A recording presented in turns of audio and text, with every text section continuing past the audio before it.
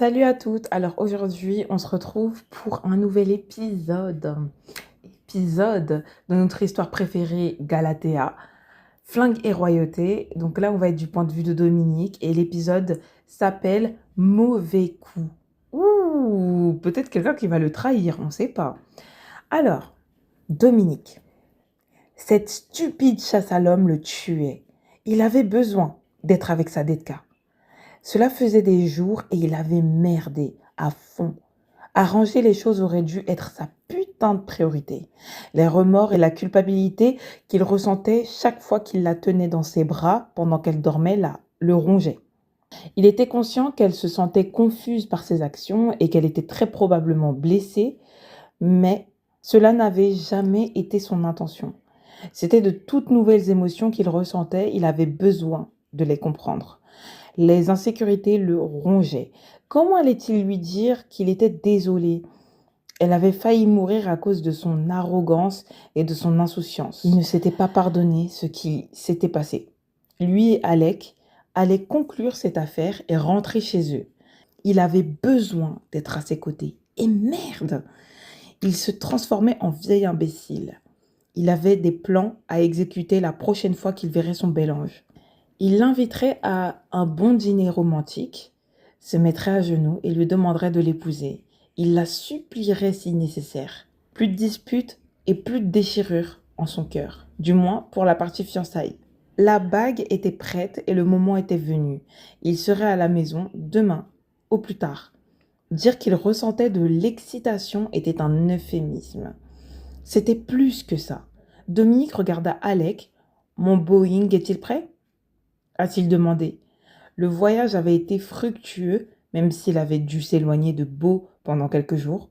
2 autres traîtres de sa liste avaient été éliminés. Ils ont perdu la trace de l'assassin, mais Dominique était certain qu'ils auraient bientôt sa localisation. Ces enfoirés étaient si peu perspicaces d'avoir pensé qu'ils pouvaient lui échapper.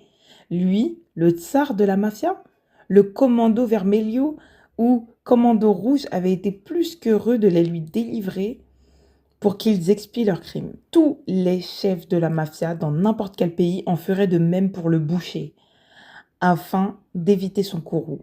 Oui, tsar, c'est toujours le cas, mais dit Alec avec une lueur d'amusement dans les yeux. Il savait que Dominique était impatient de rentrer chez lui. Son regard d'acier s'est rétréci.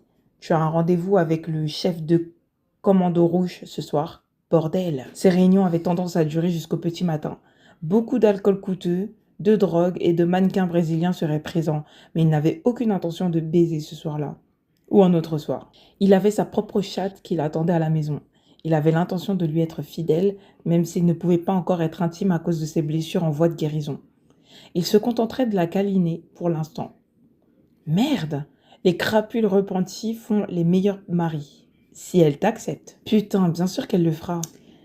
Nous partirons à minuit, grogna-t-il, impatient d'avoir bientôt sa Detka dans ses bras.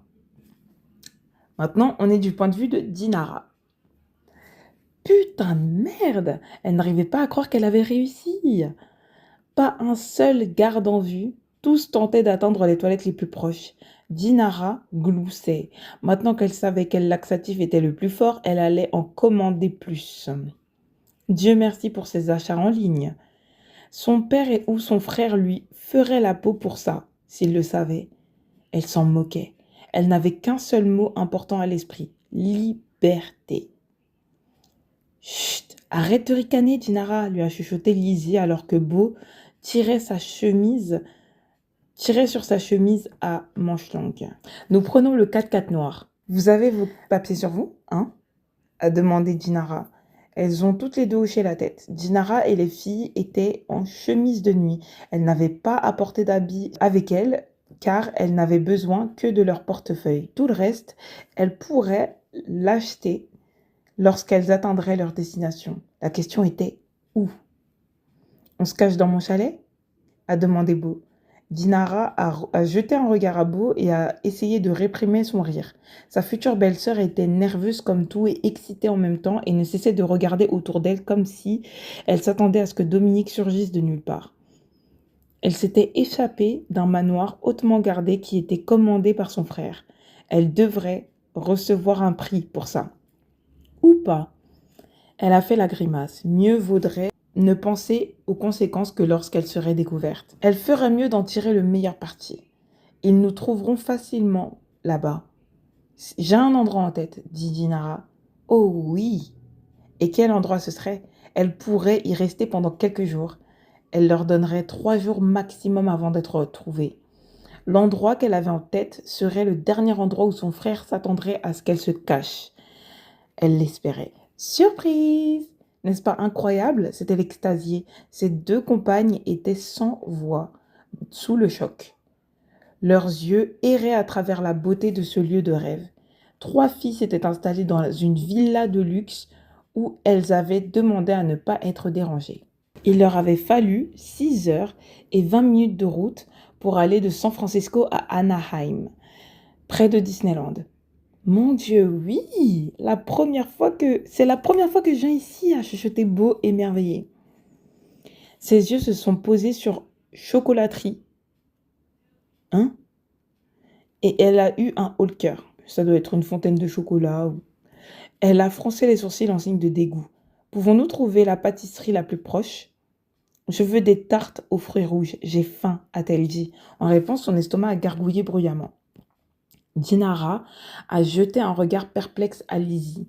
Lizzie a haussé les épaules, désemparée. Beau avait eu faim tout au long du voyage en voiture. Elle s'était arrêtée plusieurs fois à des stations-service et tout ce qu'elle avait mangé, c'était des tartes aux fruits et des baies. D'accord, mais nous allons faire du shopping après le petit déjeuner avant de visiter les parcs d'attractions. J'ai une énorme liste de choses à faire, a déclaré Dinara en frottant ses mains délicates et impatientes. Le trio s'est mis d'accord sur le plan et était impatient de commencer ses activités. Dieu merci, sinon elle les aurait traînées toutes les 2 par les oreilles. Elles se sont d'abord rendues au McDonald's le plus proche, où Beau a mangé 5 tartes aux pommes chaudes avec de la glace à la vanille. Puis elles ont visité le quartier commerçant. Les filles savaient qu'elles sentaient mauvais et avaient besoin de vêtements de rechange. Le propriétaire a presque eu une crise cardiaque lorsqu'elles sont entrées en pyjama dans l'un des magasins les plus chers du comté d'Orange. Mais un coup d'œil à leur carte bancaire noire a calmé ses inquiétudes. Elle était à présent rassurée qu'elles n'étaient pas des mineurs. Ah, la propriétaire, ok. Elle était à présent assurée qu'elles n'étaient pas des mineurs sans le sou. Ou peut-être que si. Qui s'en souciait? En moins de 2 heures, elles avaient tout ce dont elles avaient besoin. De nouveaux téléphones portables, 3 appareils photo numériques flambant neufs et des tonnes de shorts et de t-shirts courts. Elles étaient à présent habillées comme n'importe quel touriste. Disneyland serait leur lieu d'hébergement. Elles avaient au moins quelques jours pour profiter au maximum de leur séjour avant que Dominique ne les retrouve. Un mal de tête lancinant le dérangeait, lui faisant serrer la mâchoire. Il avait attrapé une putain de grosse migraine à cause de toutes ces affaires pourtant banales. Il voulait en finir avec tout ça. Combien proposez-vous des Silva? A-t-il demandé. 15% Tsar, répondit le chef dans un souffle retenu. Bien. Dominique avait tué des hommes pour avoir exigé des réductions grotesques, mais il était impatient aujourd'hui et voulait que ce soit vite fini. 12 et c'est définitif, déclara Dominique alors que son regard dur se rétrécissait. Il ne se sentait pas très magnanime en ce moment et pourrait bien faire sauter la tête de cet enfoiré. De Silva, le chef de gang, a souri à l'offre de Dominique avec délectation. La tension dans la pièce disparut tout aussi rapidement. Dominique calcula combien cela lui coûterait. C'était acceptable. Une somme de 11,2 millions d'euros chaque semaine n'était rien, tant que ces milliards étaient en sécurité. En gage de ma gratitude, dit De Silva en tapant dans ses mains, avant qu'un groupe de femmes ne s'approche d'eux. Chacune d'entre elles était belle et apprêtée. Putain, non! Dominique les a écartées, ignorant leurs expressions déçues. Il leur fit signe de se diriger vers Alec, mais son général secoua également la tête. J'ai raté quelque chose là? Son ami n'avait jamais reculé devant des chattes avides de liberté et d'aventure auparavant. Alec était tout aussi impatient de partir. Nous partons tout de suite, déclara Dominique, ajustant son costume Armani en se levant gracieusement. Avez-vous des goûts différents, Tsar? Lui demanda De Silva, avec un air perplexe sur le visage. Non, ma tsarine m'attend à la maison. répondit Dominique. La mâchoire de De Silva s'entr'ouvrit un instant, mais il se reprit rapidement et serra la main de Dominique avec enthousiasme. Félicitations. Je suppose que je serai invité au mariage demanda-t-il. Dominique donna un coup de coude à Alec qui avait éclaté de rire. Vous supposez bien, nous devons y aller maintenant, dit-il en hochant sèchement la tête une fois de plus, avant de sortir du club par la porte de derrière. Quand aura lieu le mariage, Sarah lui a demandé Alec avec un sourire. Ferme ta gueule, Alec. Grommela Dominique, toutes ces taquineries constantes lui tapaient sur les nerfs. Alec, maman, papa, Dinara. Alec a rejeté la tête en arrière et s'est mis à rire, si fort que la voiture en tremblait. Trou du cul. Il y avait 16 heures de vol de Rio de Janeiro à San Francisco. Il sera à la maison en fin d'après-midi. Il devrait appeler Nounou Sandry pour gérer la réservation du restaurant et commander les fleurs. Il lui fallait aussi envoyer sa Detka dans un spa et lui acheter une belle robe de soirée. Tout le restaurant devra être fermé au public pour cet événement capital. Il était 2 heures du matin et ils étaient dans les airs depuis un bon moment. Dominique avait encore quelques documents à signer. Il devait être environ 22 heures à San Francisco. Il regardait le téléphone satellite sur sa table, se demandant s'il devait appeler chez lui. Le besoin d'entendre la voix de son amour l'a emporté. Merde, au diable tout ça. Savoir que sa Detka allait bien lui apporterait la paix. Peut-être pourrait-il même lui parler un peu. Il se renfrogna lorsqu'une voix familière répondit. Ce n'était pas sa Detka. En russe, bonsoir, Nounou Sandry. J'espère que je ne t'ai pas réveillé. Pourquoi réponds-tu au téléphone de ma chambre a-t-il demandé. Il y a eu une longue pause à l'autre bout du fil. Il fronça les sourcils. Tsar, dit Nounou Sandry d'une voix enrouée, signe qu'elle était enrhumée ou qu'elle avait pleuré pendant des heures. La fatigue quitta Dominique soudainement et il redevint alerte. Qu'est-ce qui s'est passé demanda-t-il. Si c'était une autre attaque et qu'ils étaient à des kilomètres les uns des autres, il ne saurait pas quoi faire. Tsar, nous l'avons cherché partout. Ta mère est hystérique et ton père est parti. Il est en train de mettre San Francisco sans dessus-dessous et... a-t-elle dit. Patience. C'était sa nounou. Il ne devait pas élever la voix sur elle. Il a entendu un petit craquement. Merde. Il allait casser le téléphone satellite à force de le serrer. Il prit une profonde inspiration et tenta de se calmer. Dis-moi ce qui s'est passé, demanda-t-il d'une voix douce et basse. Les poils à l'arrière de sa nuque étaient déjà dressés par anticipation. Quelque chose de grave était arrivé et les gens du manoir n'avaient aucune idée de la façon de gérer la situation. À l'exception de son père savait quoi faire. C'était censé être une garantie que la situation était un minimum sous contrôle. Nous avons perdu la tsarine, ta sœur et le docteur, a dit Nounou Sandré. Exactement comme je l'avais senti. C'était pire. C'était la fin du monde. Ok. Donc là, on a fini le chapitre. Donc on va lire... En fait, là, j'ai grave kiffé l'épisode. Vraiment, j'ai trop kiffé le chapitre. Il était excellent. Genre, il n'y avait pas de trucs bizarres et tout. Genre, c'était bien fait. Genre, je me suis carrément imaginé le chapitre en film. Vous voyez, genre comme si c'était un épisode d'une série ou bien un film, carrément, le truc. Franchement, ça pourrait être tellement bien. Cette histoire-là, adaptée en film, c'est génial. Génial. Vraiment, ça pourrait être même mieux que 365 jours ou 50 Shades, tu vois. Donc, franchement, genre, j'ai kiffé. Par contre, tu vois, le mec qui a toujours accepté les bombas latinas brésiliennes, là, et qui dit non, je suis amoureux, et dans vos rêves, dans vos rêves. Quand vos mecs, là, ils vont au Brésil, vous croyez qu'ils profitent de la plage et ils profitent du soleil brésilien? Non.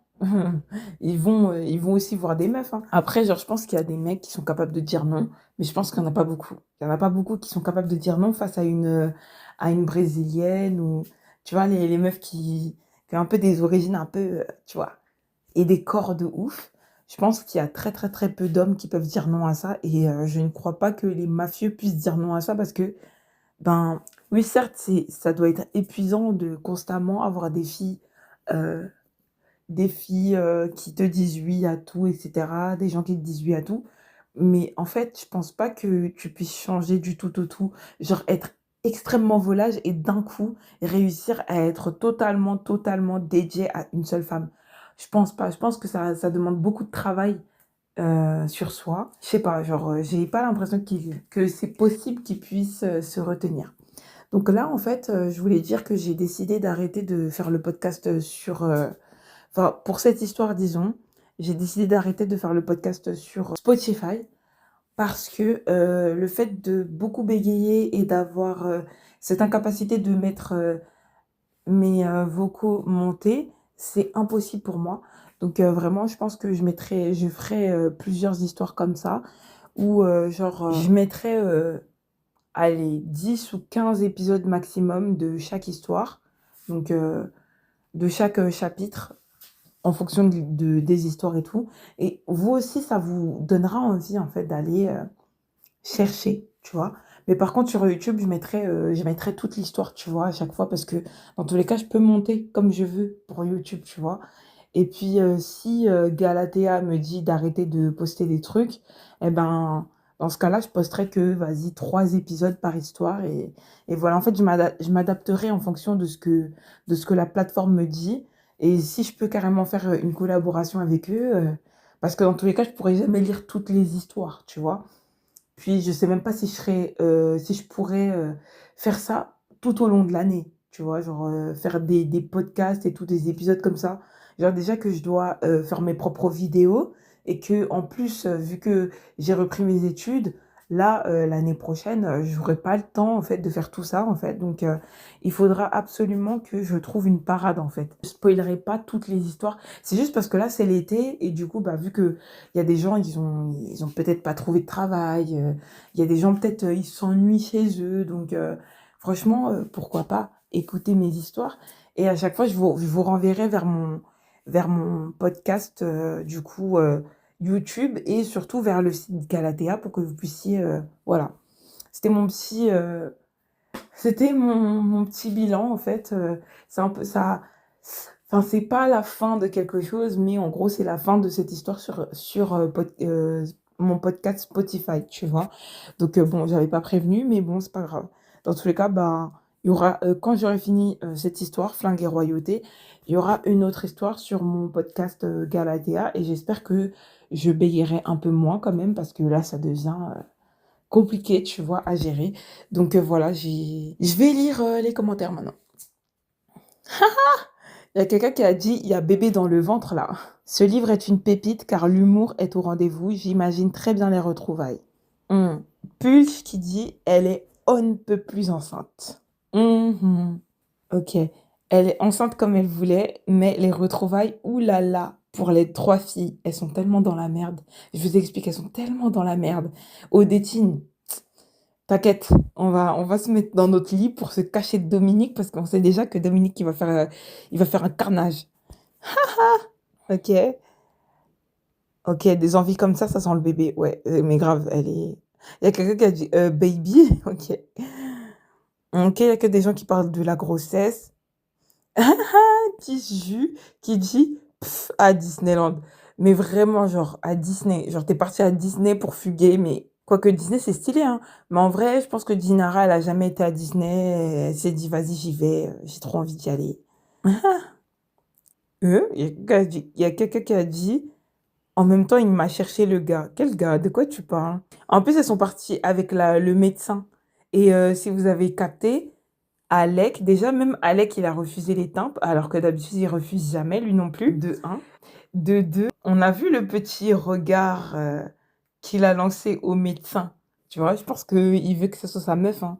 Il veut que ce soit vraiment sa meuf. Et je vous dis, ouais, il y a OK qui commente assez souvent, qui dit cette boulimie de pâtisserie de Beau ne peut être que le signe des envies d'une femme enceinte et on peut même présager que ce sera une fille.